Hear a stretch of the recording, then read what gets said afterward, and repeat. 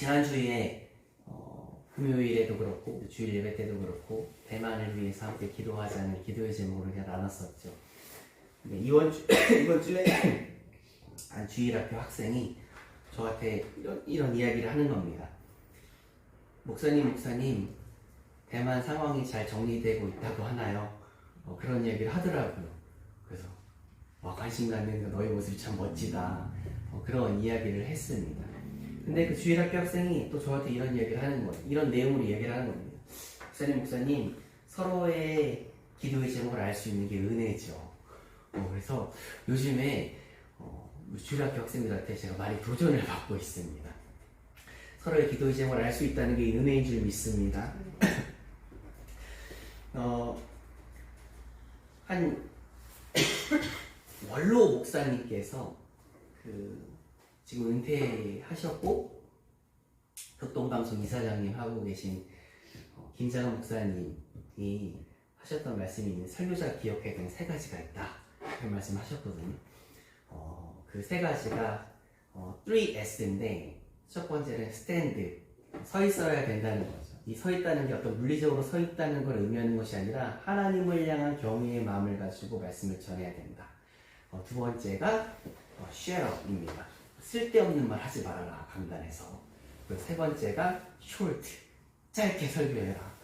얼마 전에 원로 목사님이, 우리 교회 원로 목사님이 저한테 그런 말씀을 하는 거예요. 전수인 목사, 설교를 너무 길게 하면 안 됩니다. 그런 말씀을 하시는 거죠. 그래서 제가 원래 설교가 좀 짧은 편이라고 생각을 하는데 더 짧게 줄이기로 했어요. 그래서 너무 길게 하면 성도님들 다 담아가야 되는데 한 가지를 가지고 갈 수 있게 했으면 좋겠다. 그래서 설교를 좀 더 짧게 해야겠다. 그런 생각, 군더더기를 더 빼고 그런 생각을 갖게 됐습니다. 근데 그 주일 설교 말씀을 드리는 건데 금요일 날은 더 짧게 할 생각입니다. 우리가 고난주간 기도회를 진행하면서 찬양하고 기도하고 찬양하고 기도하고 짧게 말씀 나누고 개인 기도하는 시간을 많이 가졌는데 금요 예배는 기도회 시간을 더 풍성히 갖는 게 좋은 것 같아요. 그래서 설교는 더 농축해서 진행하고 기도하는 시간을 좀 더 많이 가졌으면 좋겠다라는 생각을 하게 됩니다. 아까 우리가 함께 공동체를 위한 기도를 할 때도 4월 21일까지 진행되어지는 2024 봄 대신방 기간에 대해서 나눴고 함께 기도의 제목을 나눴고 함께 기도했는데요. 습관과 모양만 있는 신방이 아니라 내용과 의미가 가득 차 있는 신방 되도록 함께 기도해 주셨으면 좋겠습니다. 요즘 어떤 옷이나 모자에 자신의 정체성을 구성하는 요소가 녹아져 있는 단어를 적고 다니시는 분들이 적지 않으신 것 같아요. 그래서 얼마 전에 총선 있었잖아요. 투표하셨습니까? 저도 저희 사전 투표를 했는데 저희 아이들이 투표 전에 같이 갖고 싶다고 해가지고 요 앞에 가서 아이들은 이제 다 초등학생이기 때문에 투표 그 부스 안으로 같이 못 들어가고 요 앞에서 기다리면서 이렇게 투표하고 왔는데요. 한 선거 캠프를 매스컴으로 좀 봤어요. 근데 그 선거 캠프에 그 당선자의 딸이 입고 있는 옷에 그 후보 당선자죠. 당선자의 이름이 적혀 있고 아무개의 딸 이렇게 점퍼를 이렇게 입고 있더라고요. 아무개의 딸 이렇게 회사 워크숍을 가면 이렇게 막 나 사자 이렇게 막 적어놓은 분도 계시고 아빠 가족끼리 가는데 아빠, 엄마, 아들, 딸 이렇게 적고 다니시는 분들도 좀 보게 됩니다. 근데 그 네임택이 그 사람에 대해서 증명해 주지는 못하는 것 같아요. 아무리 어떤 그 자신의 정체성이 녹아져 있는 그 단어를 적어 놓는 경우도 있고 나 자신을 표현하는 글을 적어 놓는 사람들도 있는 것 같습니다. 가장 잘생긴 남자 이런 식으로 적어 놓는 사람들도 있는 것 같은데 그 사람에 대해서 그 네임택이 증명해 주지는 못하는 것 같아요. 사실 아무리 뭐 덕지덕지 다 붙여놔도 무엇답지 못한 경우도 사실은 참 많거든요. 교회 올 때에 성경을 들고 온다고 해서 그것이 그리스도인 다움을 증명해 주는 것 같지는 않습니다. 아무리 교회 올 때에 성경을 이렇게 들고 온다고 해서 그 사람의 그리스도인 다움이 그것으로 증명되어지는 것 같지는 않아요. 무엇이 그리스도인 다움을 증명해 줍니까? 바로 성경대로 사는 삶, 말씀대로 순종하는 삶을 통해서 그리스도인 다움이 보여지고 나타나고 증명되고 표현되어진다는 거죠. 가끔 이런 말 듣거든요.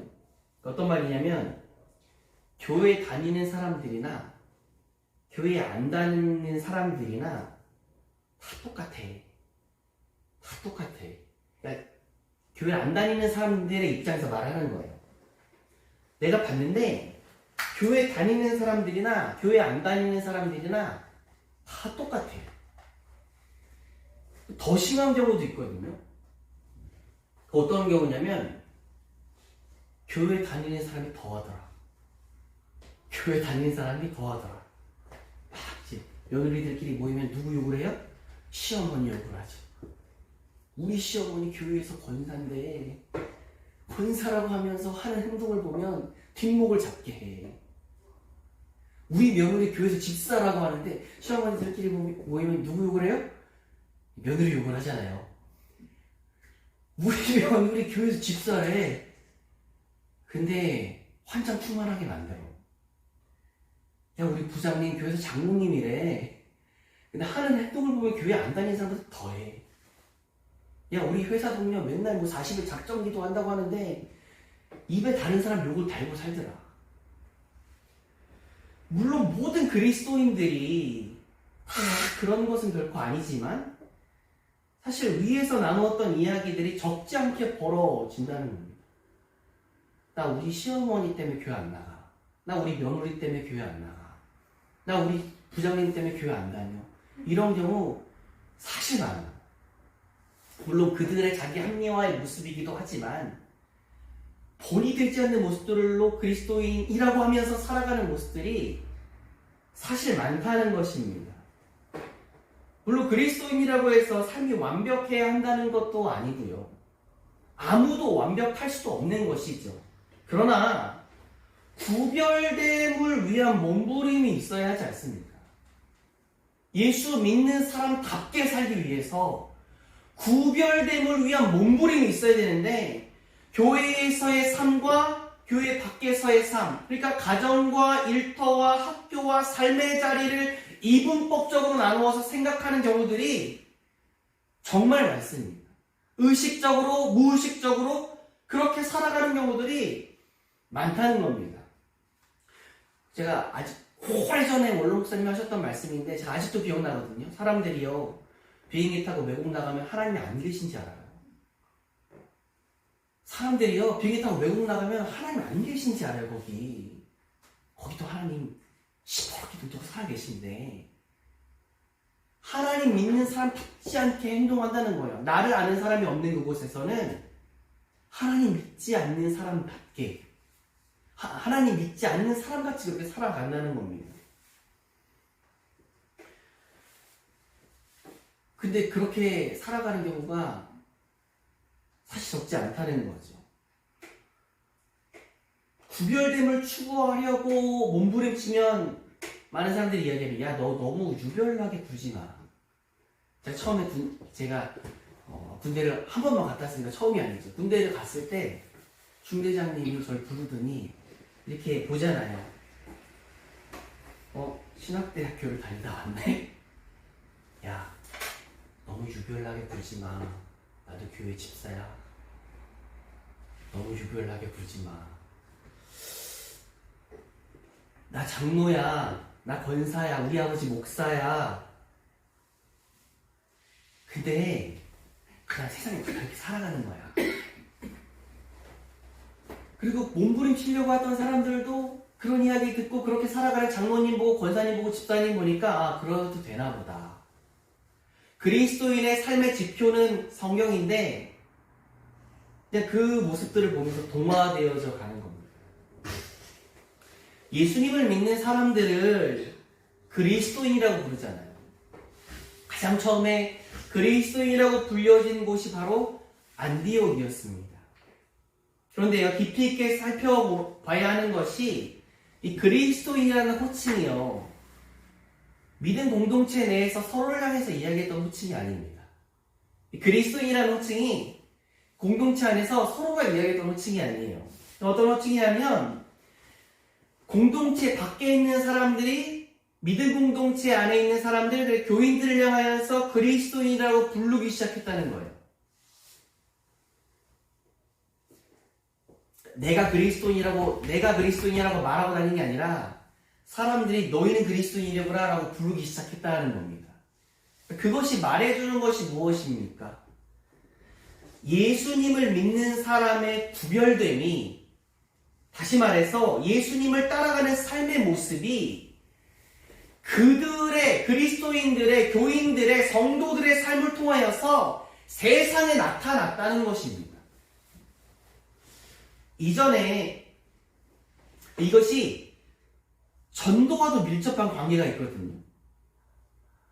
한 성도님이 목사님한테 질문합니다. 신앙을 비웃는 사람들이 있는데, 저도 신앙을 비웃는 사람들 많이 만나봤거든요. 신앙을 비웃는 사람들을 만날 때 어떻게 전도해야 할까요? 신앙을 비웃는 사람들을 만날 때 어떻게 전도해야 할까요? 라는 질문입니다. 근데 많은 사람들은 전도를 위해서 어떤 영역 있는 위치에 올라가고 권력을 갖는 것이 필요하다고 말합니다. 소위 세상에서 잘 나가야 한다고. 물론 그것이 전도를 위해 사용되어지면 선한 도구가 되는 것이죠. 그리고 그렇게 되는 것도 참 좋습니다.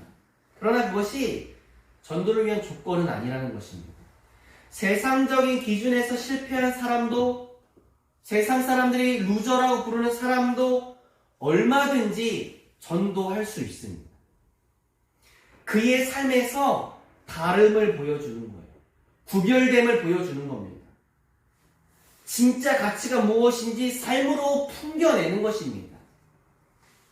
세상적 성공 속에서 많은 사람들이 잠시 웃을 수 있습니다. 근데요, 또 많은 세상 사람들은 성공한 사람들의 그 웃음과 미소에 대해서 궁금해하지 않아요. 반면에 세상적 실패 속에서 웃음을 짓기는 참 어렵습니다. 망했는데 미소 짓는 것, 망했는데 웃는 것, 그거 어렵잖아요. 그러나 내 삶이 힘들고 고단하고 어려워도 그 가운데 풍기는 마음의 여유, 평온함, 상황을 압도하는 태도는 사람들을 궁금하게 합니다. 실패 속에서의 미소와 웃음의 이유를 사람들은 궁금해한다. 뭐 때문에 저렇게 웃을 수 있지? 저 상황 속에서? 바울과 실라가 감옥에 갇혀요. 근데 그 안에서 기도하고 그 안에서 찬양하지 않습니까? 근데 그때에 옥문이 열리는 놀라운 기적을 그들이 경험합니다. 옥문이 열리니까, 쇠사슬이 풀려지니까 그 감옥을 지키던 간수가 어떻게 생각할까요? 옥에 있는 사람들이 도망갔다고 생각합니다. 왜냐하면 대부분의 사람들의 반응이 도망가는 것이니까요. 근데 바울과 신라는 도망가지 않잖아요. 그리고 바울과 신라가 그 간수를 향해 이야기하는 거예요. 그 간수가 자살하려고 하잖아요. 자살하려고 하니까 바울과 신라가 그런 얘기하는 겁니다. 바울이 크게 소리질러 이르되 내 몸을 상하지 말라. 우리가 다 여기 있노라. 우리가 다 여기 있노라. 묶여있던 게 풀렸어요. 근데 막 도망가는 게 사람들의 상식이잖아요. 죄수들이 도망갈 거라는 생각을 하잖아요. 근데 안 도망가요. 묶인 자의 자리에 그냥 있어요. 그러면서 네 몸을 상하게 하지 말래. 우리가 다 여기 있으니까 너 죽지 말라고. 고난 속에서 미소 짓는 거예요. 고통 속에서 웃음 짓는 겁니다. 근데 그 간수가 고난 속에서 웃음 짓는 바울과 실라를 보면서 물어봐요. 그들을 데리고 나가 이르되 선생님들이여 내가 어떻게 해야 구원을 받을 수 있습니까? 내가 어떻게 해야 구원받을 수 있습니까? 이 바울과 실라가 지금 삐까뻔쩍한 옷 입고 권력과 어떤 명예를 막 등에 업고 뭐 이렇게 서 있는 게 아니에요. 초라한 죄수의 모습으로 있어요. 근데 거기서 찬양하고 기도하고 도망갈 수 있는 기회가 주어져 있는데도 도망가지 않아요. 그리고 거기에 평안하게 서 있어요. 그때 간수가 물어봅니다. 내가 어떻게 구원받습니까? 그때 바울이 대답하지 않습니까? 주 예수를 믿으라. 주 예수를 믿으라. 그리스도인다운 인생이란 복음에 합당한 삶을 살아가는 인생을 뜻합니다.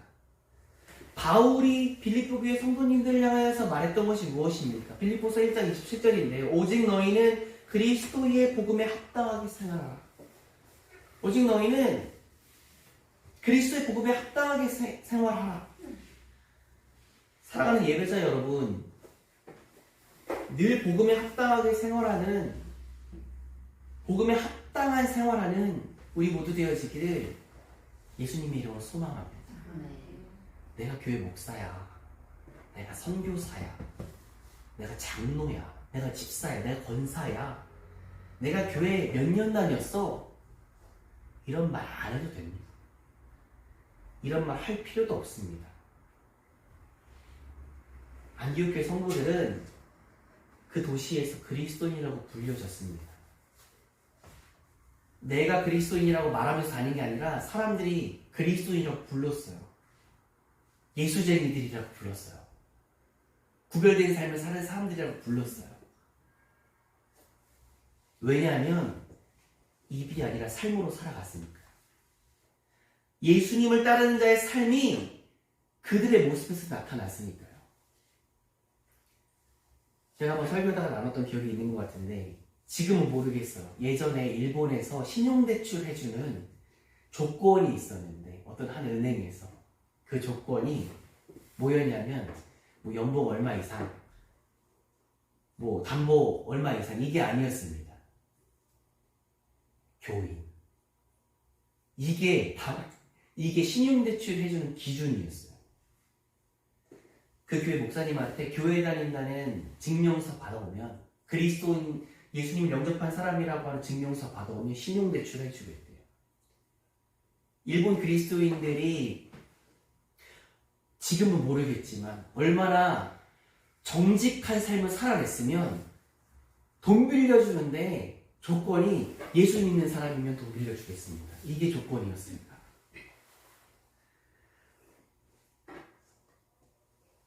안디옥 교회의 교인들은 사람들에게 예수 믿는 사람들이라는 이야기를 들었습니다. 교회 밖의 사람들에게. 우리의 삶도 그래야 했으면 좋겠습니다. 다른 사람이 우리의 삶을 보면서, 다른 이들이 우리의 삶을 보면서 예수님 믿는 사람은 다르네. 예수님 믿는 사람이니까 그렇구나. 그렇게 말할 수 있는 복음에 합당한 삶으로 구별된 삶으로 매일을 나아갈 수 있는 우리 모두 되어지기를 간절한 마음으로 소망합니다. 우리 하나님 앞에서 늘 부족하죠. 완벽을 이야기하는 것도 아니고 완벽할 수도 없습니다. 우리가. 그러나 하나님 앞에 기도하면서 나갔으면 좋겠어요. 하나님, 어제보다 오늘 더, 오늘보다 내일 더 하나님의 자녀다운 삶 살 수 있도록 도와주시옵소서. 하나님께서 우리 분명히 도와주실 줄 믿습니다.